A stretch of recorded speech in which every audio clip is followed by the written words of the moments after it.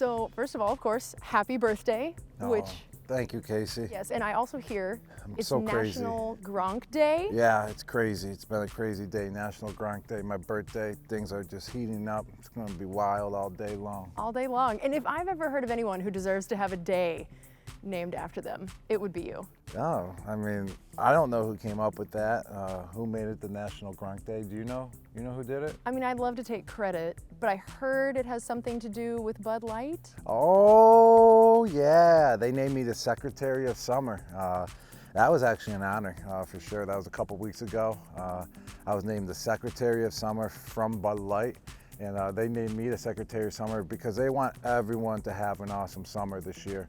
And what's cool is that Bud Light will be giving away over $10 million in prizes this summer. And also they're giving away 100,000 tickets to 7 different sports organizations. So you can go to a game for free, you know, and see your favorite team play from just sipping a Bud Light. So that's pretty impressive. But what's most important is that it's my birthday. It's the National Gronk Day, and I'm the Secretary of Summer. So everyone's gonna have a good time, Casey. Yeah, this is a recipe for success. I can tell. I would have enjoyed being at that confirmation hearing for that secretary position. Yes, if you saw it on my Instagram, I signed the book and I stamped it, closed it, and made it official the other day. I completely see why you were made this position. I mean, you are uniquely qualified. I was thinking about just since the Super Bowl, you've gone to Disney, you've played goalie at a Lightning practice, you visited baby Gronk at the zoo, you've caught the tallest pass ever at Arizona, you've made YouTube videos with your brothers. I could go on and on and on and on. So tell me a little bit about some of your favorite things that you've been able to do this offseason, including that list. I'll go with, you know, catching the pass from a helicopter. It was a Guinness World Record. The previous record was held by the YouTube group Dude Perfect. They had it at 500 feet, and you know, I was going back to the University of Arizona for my first time in like 10 years, so I was excited to go back. You know, the campus is beautiful there, and, you know, there's all new facilities there on the campus for the football program, so I wanted to see it, you know, be a part of it, get that feel. And there's a new head coach, Jed Fish, and he's just doing a great job, and he hit me up to get back out there.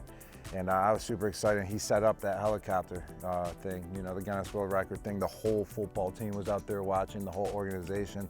So I had a little pressure on me. I felt it for sure, but just to, you know, get a football dropped out of the helicopter, it looked like an ant at first when it was coming down. And I never, you know, usually I'm catching a ball at like an angle, like, and I can just turn my head like that. My head was like this the whole time, straight up.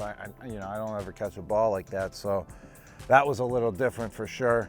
But when I caught that ball, it was electric. You know, the whole team, the whole organization at U of A just started going crazy out on the field, and I gave it a little Gronk spike, and it was just good memories. It was great to be back, and it, you know, kind of put the program back on the map because they struggled a little bit last year, but it's booming over there right now, especially with that Guinness World Record. That's pretty amazing. And I mean, all these other fun things you've done, you just love to have fun, I can tell. And I mean, even I remember the Bucs put out a video clip of you just straight giggling. I think that was the whole video clip that they put out at one time. And I've heard several coaches and teammates talk about how they don't think they've ever seen you have a bad day, and you're always in a good mood, and that I think Byron Leftwich at one point even said that everyone should be a little bit more like Gronk. I mean, those are some major compliments. They must be having some bad days if they say I never have a bad day.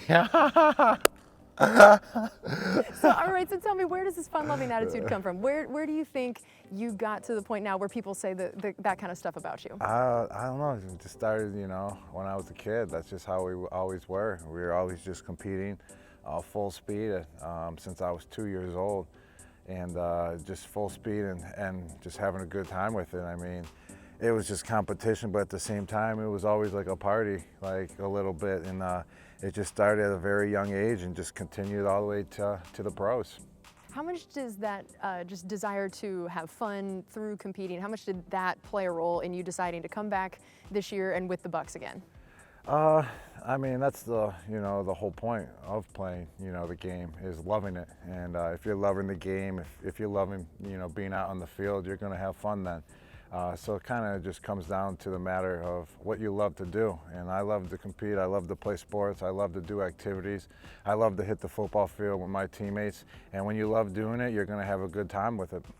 And speaking of what you're going to be doing this next year, the schedule just got released, and I wanted to hear what went through your mind when you saw that you were going to New England this year. Yeah, that's going to be crazy.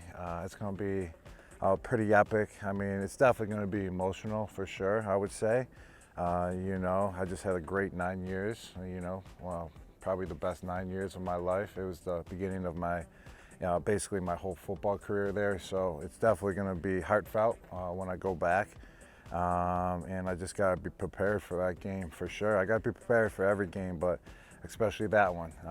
You know, it's never going to be easy, and it's going to be tough, but it's going to be a good one.